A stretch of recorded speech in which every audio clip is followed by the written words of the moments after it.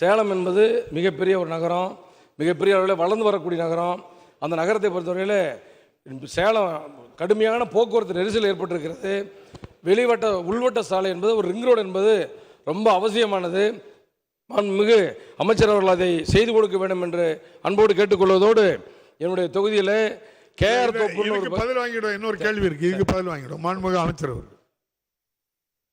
மாண்புமிகு பேரவைத் தலைவர்களே, சேலம் பெங்களூர் சாலையில் கமலாபுரம் விமான நிலையம் பகுதியில் தொடங்கி தாரமங்கலம், இளம்பிள்ளை, நடுவநேரி, காக்காப்பாளையம், ஆட்டியாம்பட்டி மற்றும் வெண்ணந்தூர் வழியாக மல்லூர் ஏரி இணையும் வகையில் 45 கிலோமீட்டர் நீளத்திற்கு விரிவான திட்ட அறிக்கை தயாரிக்கும் பணி இந்திய தேசிய நெடுஞ்சாலை ஆணையம் மூலமாக நடைபெற்று வருகிறது.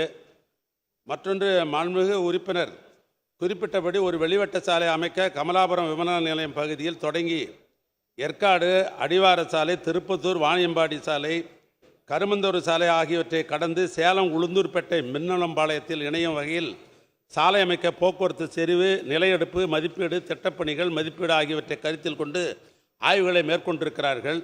மின்னம்பாளையத்திலிருந்து மல்லூர் செல்லும் பகுதியிலே மழை அதிகமாக இருக்கிற காரணத்தினால் அந்த பகுதியிலே சாலை போடுவதற்கு சாத்தியக்கூறு இல்லை.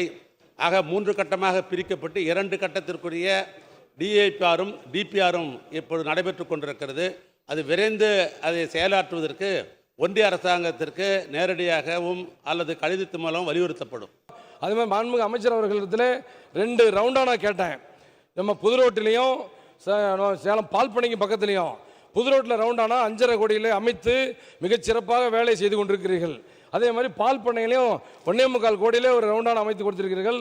அதற்காக மாண்புமிகு அமைச்சர் அவர்களுக்கு நெஞ்சார்ந்த நன்றியை சொல்லி, அதுக்கு பக்கத்தில் எஸ்கொல்லப்பட்டின்னு ஒரு ஊர், அங்கேயும் ஒரு ரவுண்டானா வேணும். அந்த ரவுண்டானாவை அமைச்சர் அவர்கள் செய்து கொடுப்பாரா என்று கேட்டு சேலம் 5 ரோடில் இருந்து 3 ரோடு வரைக்கும் மழைநீர் வடிகால் பயங்கரமாக மிக முக்கியமான இடம், மழைநீர் வடிகாலை அமைத்து தர வேண்டும் என்று மாண்புமிகு அமைச்சர்களிடத்திலே தாங்கள் வாயிலாக கேட்டு அமர்கிறேன். மாண்புமிகு உறுப்பினர் குறிப்பிட்ட நெடுஞ்சாலைத்துறை பராமரிப்புள்ள சாலையாக இச்சாலை 1.2 கிலோமீட்டர் நீளத்தில் மழைநீர் வடிகாலம் அமைப்பதற்கு அரசின் நிதிநிலைக்கு ஏற்ப இந்த ஆண்டு அது பரிசீலிக்கப்படும். இன்னொன்று, மாண்புமிகு சட்டமன்ற உறுப்பினர் குறிப்பிட்ட பாலித்தனை பாக்ஸ் கல்வெட் பாலமாக தரம் உயர்த்தும் பணி அரசின் நிதிநிலைக்கு ஏற்ப இந்த ஆண்டு பரிசீலிக்கப்படும். மாண்புமிகு உறுப்பினர் குறிப்பிட்ட சாலை நெடுஞ்சாலைத்துறை பராமரிப்பில் உள்ள செவ்வாப்பேட்டை இளம்பிள்ளை சாலையாகும்.